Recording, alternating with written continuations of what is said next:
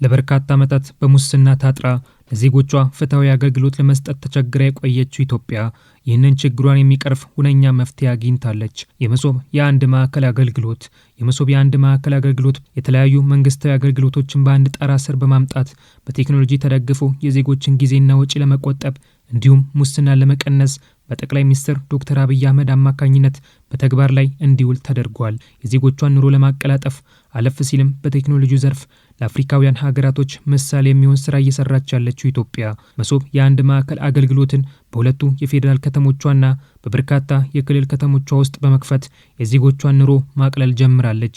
በቴክኖሎጂ የታገዘ ለዜጎች ቀልጣፋና ምቹ አገልግሎት እየሰጠ የሚገኘው የመሶብ የአንድ ማዕከል አገልግሎት ብልሹ አሰራርን በመቅረፍ ረገድ በአሁኑ ወቅት ትልቅ ሚና እየተጫወተ ይገኛል። መሶብን በተለያዩ የዞን ከተሞች ውስጥ በመክፈት ህብረተሰቡ ከእንግልት የጸዳ አገልግሎት እንዲያገኝ እያደረገ ያለው የኦሮሚያ ክልል አስተዳደር በቅርቡ 6ኛውን የመሶብ የአንድ ማዕከል አገልግሎትን በአጋሮ ከተማ መክፈት ችሏል።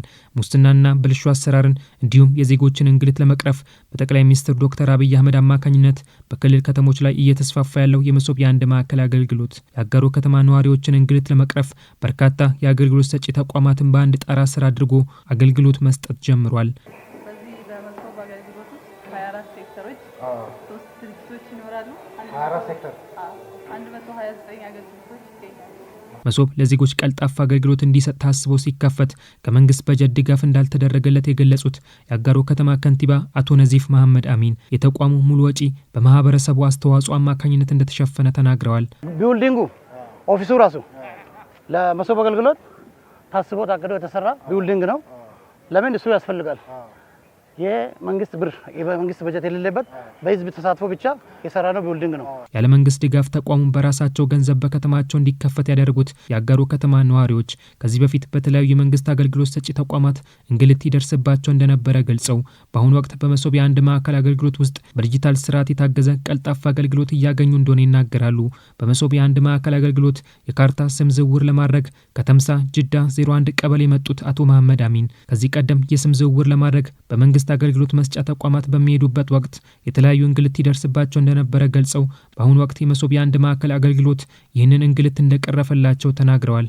የመጣሁት ከቀበሌ አንድ ወይም ከምሳ ጅዳ ነው የመጣሁት ለካርታ ስም ዝውውር እዚህ በፊት የቤተሰብ ካርታ ለማሰራት መጥቼ ነበር እና ማለት ነው 4 ወር ባለነሰ ጊዜ በጣም ረጅም ጊዜ ማለት ነው በጣም ተንገላትቼ የጨረስኩት።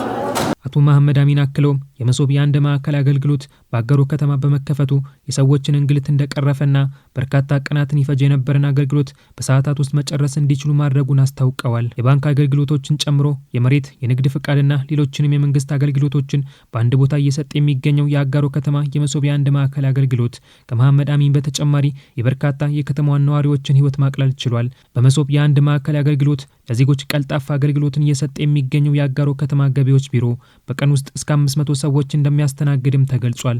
የቲን ነምበር ለማውጣት በመሶብ የአንድ ማዕከል አገልግሎት ውስጥ የተገኘው ወጣት ሙባረክ አብደላ ከዚህ ቀደም ቲን ነምበር ለማውጣት በገቢዎች ቢሮ ዜጎች እንግልት እንደሚገጥማቸው ይሰማ እንደነበረ ገልጾ በመሶብ የአንድ ማዕከል አገልግሎት ውስጥ የቲን ነምበር ለማውጣት በመጣበት ወቅት 15 ደቂቃዎች ብቻ እንደፈጀበት ተናግሯል። ከገባው ጊዜ ጀምሮ ታች ቲን ነምበር ለማውጣት ትኬት አወጣሁኝ። እዚህ መጣሁ።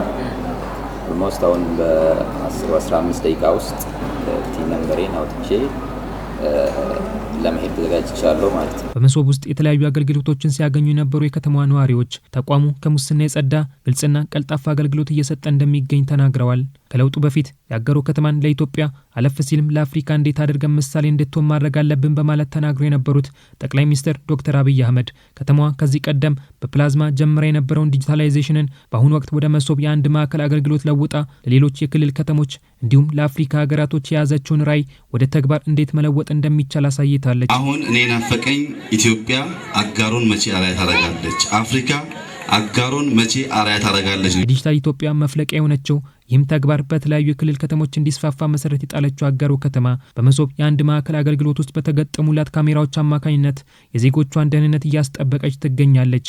በአሁኑ ወቅት ተመርቆ አገልግሎት መስጠት የጀመረው የአጋሮ ከተማ የመሶብ የአንድ ማዕከል አገልግሎት እየሰጣቸው ከሚገኙ አገልግሎቶች በተጨማሪ ሌሎች የመንግስት አገልግሎት ሰጪ ተቋማትን በውስጡ ለማካተት እንዳሰበ የተቋሙ ተወካይ ስራ አስፈጻሚ ነጂብ ጂሃድ ተናግረዋል።